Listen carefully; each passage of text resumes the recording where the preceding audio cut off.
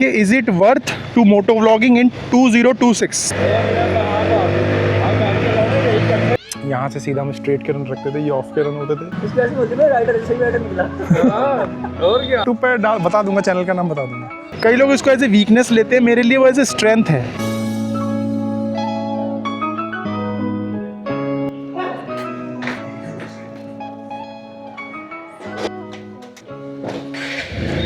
आगे लग रहा है टेंट लग रहा है क्या?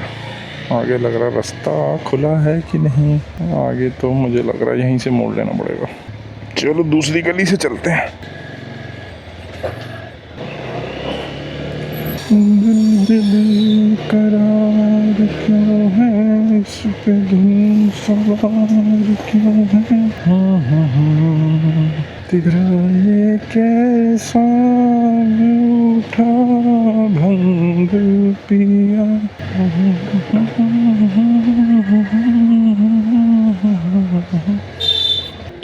Have unique sense.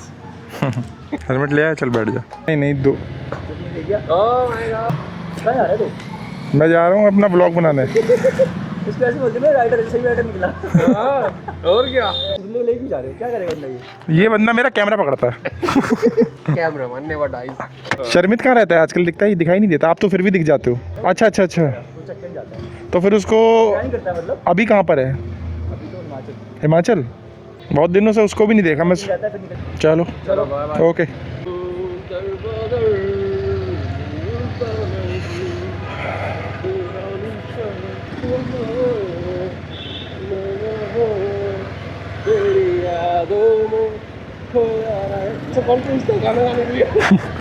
नहीं तो अच्छा गाता होगा तो तभी बोला ना। समझ रहे हो ना मैं क्या कहना चाह रहा हूँ? समझ गया। नमस्कार दोस्तों। सही है, सही है, कोई दिक्कत नहीं, होना भी चाहिए।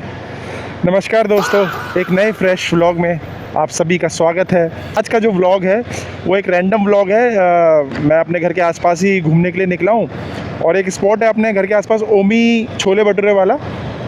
तो मेरे साथ मेरा दोस्त है आदर्श, और हम दोनों ने डिसाइड किया कि यार एक चलते हैं खाने पीने। और हल्की फुल्की बाइक में मैंने मॉडिफिकेशन कराई है, तो मुझे लगा कि मैं उसके लिए अलग से क्या व्लॉग बनाऊँ। तो इसी व्लॉग में मैं आपको मेरी बाइक की जो मैंने थोड़ी बहुत मॉडिफिकेशन करा रखी है वो भी मैं इसी में आपको बता दूंगा।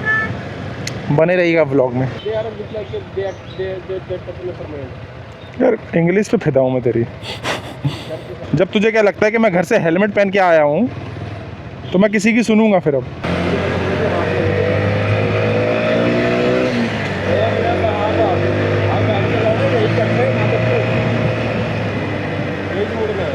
ठीक है, मुड़ जाएंगे। तुझे पता है कि ना मैं सीटी नहीं चला रहा हूँ। मैं पापा की बाइक नहीं चला रहा कि जब मैं मोड़ता हूँ ना बाइक, तो मेरा ना मोड़ पे मैं थोड़ा सा अनकंफर्ट फील करता हूँ, क्योंकि मैंने इतनी वीडियोस देखे हैं मोड़ पे गिरते हुए। मोड़ पे एक्चुअली सभी कंफर्टेबल फील नहीं करते, क्योंकि मोड़ एक ऐसी चीज़ होती है, चाहे लाइफ का हो चाहे रोड का हो, पता नहीं चलता कब गिरता है इंसान, पता नहीं चलता। यार प्रो राइडर की कोई डेफिनेशन है ही नहीं एक्चुअल में। प्रो राइडर कौन है, केस की क्या डेफिनेशन है? मैं 50 पे चल रहा हूँ, शायद मैं अपने आप को प्रो समझ रहा हूँ। कोई बंदा 100 पे चल रहा है, वो अपने आप को प्रो समझ रहा है। Every person is hero in their own eyes. दोनों का पर्सपेक्टिव अलग है ना। चलो भैया, अपना ओमी तो आ गया। दोस्तों ये ओमी की जो छोले भटूरे की शॉप है, ये इतनी पुरानी है कि हमारे घर में हमारे पापा और चाचा भी खाते थे यहाँ से। तो सोच लीजिए कितनी पुरानी। अब इनके पहले फादर थे, अब शायद फादर नहीं है, अब ये भैया खुद बनाते हैं। और ये हम आ गए ओमी दी हट्टी। चलिए छोले भटूरे टेस्ट करते हैं आज। भैया 2 प्लेट, भैया 2 प्लेट खाने की कर देना। हमसे तो छूटी नहीं सबसे तेरा नाम ये आ गए अपने ओमी दी हट्टी के छोले भटूरे, दिल्ली फेमस।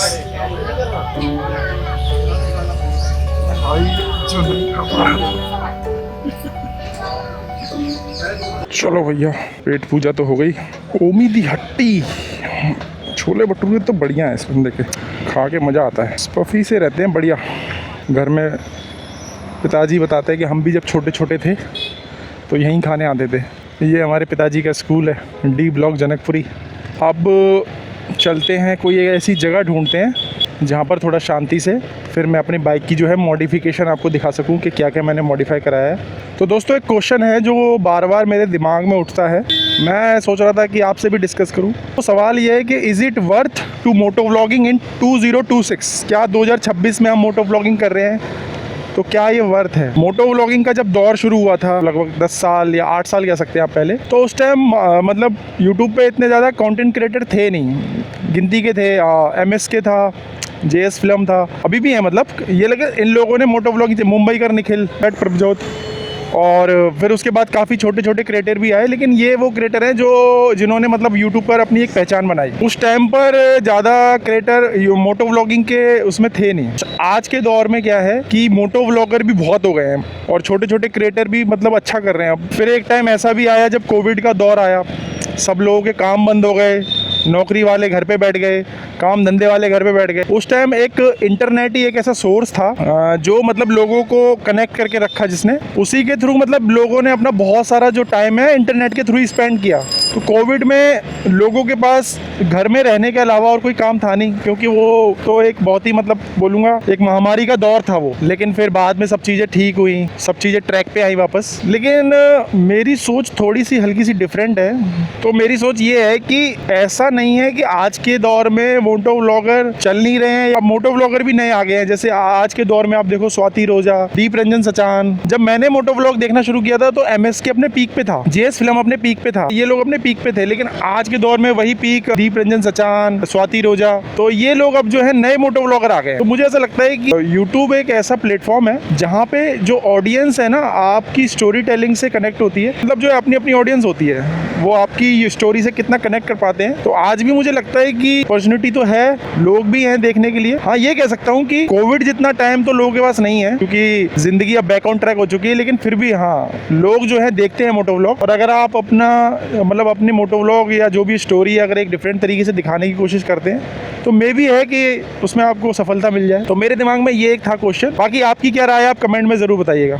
अभी ये अपन हरिनगर के आसपास है, और ये चीज़ है कि आप किसी भी क्षेत्र में चले जाइए, किसी भी सेक्टर में चले जाइए, ऐसा नहीं है कि सक्सेस जो है तुरंत मिलती है। आपको ओवर द पीरियड मेहनत करनी पड़ती है। कोई भी सेक्टर जो है वो आसान नहीं है, आपको दूर से देखने में लगता ज़रूर होगा। ये अपना दिल्ली हाट आ गया, बहुत टाइम यहाँ पे भी कभी कभी आते थे घूमने के लिए, अब काफ़ी टाइम से यहाँ भी नहीं आए हैं। दोस्तों ये अपने घर के आसपास दिल्ली का फेमस तिहाड़ जेल है, सेंट्रल जेल नंबर 4। बड़े बड़े बदमाश रहते हैं यहाँ पे मतलब घर से जस्ट 1 किलोमीटर ही है। ये देखो संतरी खड़ा हुआ है ऊपर, ये पूरी तिहाड़ की बाउंड्री है। ये केंद्रीय कारागार संख्या 4। भाई जब इस वाले स्कूल में था ना प्राइमरी, इस गुरुद्वारे की आवाज़ जो है ना स्कूल में जाती थी, तो हमारे जो प्रिंसिपल थी ना वो प्रेयर जल्दी जल्दी खत्म करवाती थी। तो मैच होती थी ना, वो प्रेयर नहीं कर पाते थे हम लोग। तुझे याद होगा हाँ। हमारा जो कंपटीशन चलता था पीछे वाले स्कूल से चलता था। नहीं, मैं इसकी बात कर रहा हूँ प्राइमरी की। अच्छा। दोस्तों ये अपना C3 का ग्राउंड है, लोग क्यों चल रहा है? यहाँ पे अपना क्रिकेट खेलते थे हम। यहाँ तो बहुत क्रिकेट खेला है यहाँ पे हमने। C3 ग्राउंड है ये सामने वाला, और ये बगल में हमारा स्कूल है। C ब्लॉक जनकपुरी में अपन घूम रहे हैं अभी। ये अपना स्कूल आ गया यहाँ, ठीक है। तो हेयर भी दोस्तों मैं कुछ फ़ोटोग्राफ्स और क्लिप ऐड कर रहा हूँ। ये जिस दिन मैं करोल बाग गया था बाइक की मॉडिफिकेशन कराने के लिए, तो ये उस दिन की फ़ोटोग्राफ्स हैं। उस दिन मैंने कोई व्लॉग नहीं बनाया था, जस्ट फ़ोटो और थोड़ी क्लिप ऐड कर ली थी, तो वो मैं इस व्लॉग में ऐड कर रहा हूँ, आप देख सकते हैं। ये उस दिन की फ़ोटोग्राफ्स हैं, ये जो मैंने मॉडिफिकेशन कराई थी। साथ में मेरा भाई भी गया था उस दिन। ये फ़ोटो है उस दिन की, और ये भैया हैं जो काम कर रहे हैं उस दिन, जिन्होंने बाइक पे सारा काम किया था। ये इस टाइम ये टॉप रैक लगा रहे हैं। उधर मुंह तरफ।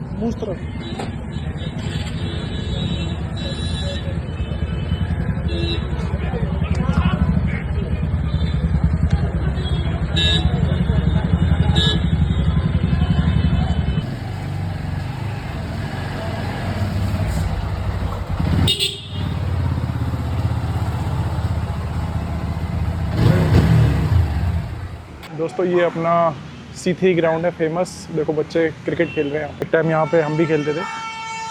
आते हैं टॉपिक पे। तो ये अपनी बाइक खड़ी है, और क्या क्या मॉडिफिकेशन कराई है मैं आपको दिखा देता हूँ एक बार। तो दोस्तों ये मैंने लास्ट टाइम जब मैं दिल्ली आया था तो करोल बाग से एक तो मैंने ये बैक रेस्ट लगवाया था। तो इससे क्या रहता है कि थोड़ा सा सपोर्ट रहता है पीछे, और इसी के साथ उन भैया ने सजेस्ट किया था कि ये आप टॉप रैक भी रखवा लीजिए। इसमें आप 7 से 8 किलो उन्होंने बताया था कि आप लगेज कैरी कर सकते हैं। तो इससे क्या है कि दो राइडर, जो राइडर और पिलन दोनों आराम से बैठ जाएंगे। नहीं तो फिर अगर आप ये नहीं लगवाएंगे तो वही सामान आप बीच में रखेंगे या साइड में लेना पड़ेगा। तो उससे क्या होता है कि थोड़ी सी मतलब ड्यूरिंग द ट्रैवल थोड़ा सा मतलब थोड़ा दूरी तक तो ठीक है, लेकिन उसके बाद फिर वो दिक्कत होना शुरू हो जाती है।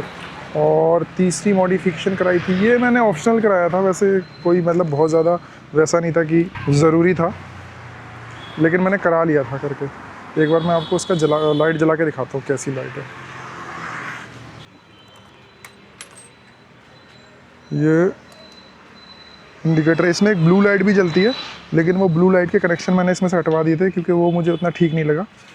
क्योंकि सामने से जो ट्रैफिक आ रहा होता है वो फिर डिस्टर्ब करता है, और फिर ट्रैफिक रूल्स के मतलब सही भी नहीं है, क्योंकि फिर आपका चालान वालान भी हो सकता है। तो वो चीज़ अननेसेसरी मुझे को ठीक नहीं लगी, तो वो मैंने नहीं कनेक्शन करवाए थे। तो बस इसी इंडिकेटर है और कुछ नहीं है। बाकी हैंड गार्ड है जो तो आपकी प्रोटेक्शन होती है वो करेगा ही। बाकी देख लीजिए, ठीक है ना। तो ये एक हैंड गार्ड और बैक रेस्ट और ये क्या बोलते हैं इसको, टॉप रैक, ये लगवाया था। तो ये तीनों की कॉस्टिंग मेरे को पड़ी थी करोल बाग से 2700 रुपये की। अब बाकी अगर इसका आपको रिव्यू देखना है तो आप मेरा एक लास्ट वाला व्लॉग देख सकते हैं। दिल्ली से अमरोहा में अपनी मदर के साथ आया था, तो उसमें आपको दिखाई दे जाएगा कि जो मैंने इस पर सामान वामान बांधा था ठीक था, मतलब बढ़िया था, कोई दिक्कत नहीं हुई। पहले मैं डर रहा था इस पर सामान रखने में, क्योंकि बैग में थोड़ा सा इम्पोर्टेंट सामान भी था, लेकिन डरते डरते लाया मैं बाइक को दिल्ली तक, पता नहीं। फिर मैंने सेफ्टी के लिए मम्मी से कह भी दिया था कि बैग को आप थोड़ी स्ट्रिप जो है उसको मतलब डाल लेना हाथ के अंदर। लेकिन जब घर पहुंच गया तो मुझे लगा कि हाँ पैसे जो है वसूल हो गए हैं, ये चीज़ है। दोस्तों ये अपना फेमस C3 का ग्राउंड है, जितने भी दोस्त लोग देख रहे होंगे वो कनेक्ट कर पाएंगे। यहाँ पे काफ़ी हम लोग खेलते थे। ये वाली पिच होती थी हमारी, यहाँ से सीधा हम स्ट्रेट के रन रखते थे, ये ऑफ के रन होते थे। एक टाइम पे यहाँ पे जमावड़ा होता था, यहाँ पे सारे दोस्त बैठते थे पीछे, और यहाँ से हम हमारे ये जो थी ये पिच थी सामने स्ट्रेट। इस वाली पिच पे भी खेले हम, वैसे बच्चे खेल रहे हैं वैसे अब। और इसी के बगल में हमारा स्कूल था, स्कूल तो दिखा दिया था मैंने आपको। हाँ कि स्कूल की दीवार से टाप के हम यहाँ पे क्रिकेट खेलने आते थे। हमारे ज़्यादा कोई शौक़ रहे नहीं क्रिकेट को छोड़कर, वैसे अब तो काफ़ी टाइम हो गया छोड़े हुए। तो ये था, मैंने कहा चलो चल रहा हूँ एक बार दिखा दूँ आपको। ग्राउंड तो ग्राउंड ही रहता है, खैर अपनी यादें जुड़ी हुई इससे। यूट्यूब पर बता दूँगा, चैनल का नाम बता दूँगा, ठीक है ठीक है। यार खेलने का मन तो बहुत है, वैसे खेलते थे हम पहले, अब दोस्त थोड़े बिजी हो गए।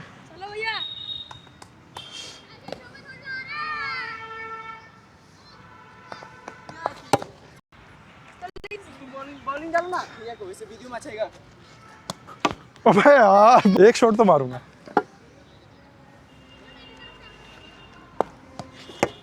चलो यार सबको इंट्रोडक्शन कराता हूँ, लाओ इधर आओ, सारे आओ।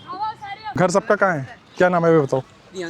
प्रियांशु, निश्चय, संचित, मनदीप। कहाँ रहते हो, आसपास ही रहते हो? हाँ, डेसू में रहते हो? हाँ। अच्छा, मैं जनक सिनेमा के पास। देखो पहले हम भी खेलते थे यहाँ पे, हम लोग दोस्त आते थे, तो मैं यहाँ से गुजर रहा था तो मुझे लगा कि एक बार मैं भी ग्राउंड में आके देखूँ कैसा, क्योंकि बहुत टाइम हो गया खेले हुए। तो मेरे जो चैनल का नाम है वो है AV व्लॉग। अगर किसी के पास मोबाइल है तो लिख लो, सारे लोग व्लॉग में आ जाओगे। सही है भाई, ऐसे ही खेलते रहो, ठीक है। तो ये है ये, ठीक है। कब तक आ जाएगी ब्लॉग? 2-4 दिन में आ जाएगी, देख लेना, कोई दिक्कत नहीं। आपस में दोस्तों में शेयर कर लेना। चलो दोस्तों घर चलते हैं अब। दोस्तों अभी जस्ट ग्राउंड के अंदर गया था, कुछ बच्चे खेल रहे थे तो थोड़ा बहुत बात करी, तो वो कैमरा देख के बोलते हैं भैया यूट्यूबर हो। मैंने कहा यूट्यूबर तो खैर क्या ही है, मतलब ठीक है थोड़ा बहुत रिकॉर्ड कर लेते हैं। तो कहते हैं कि भैया हम भी आएंगे वीडियो में।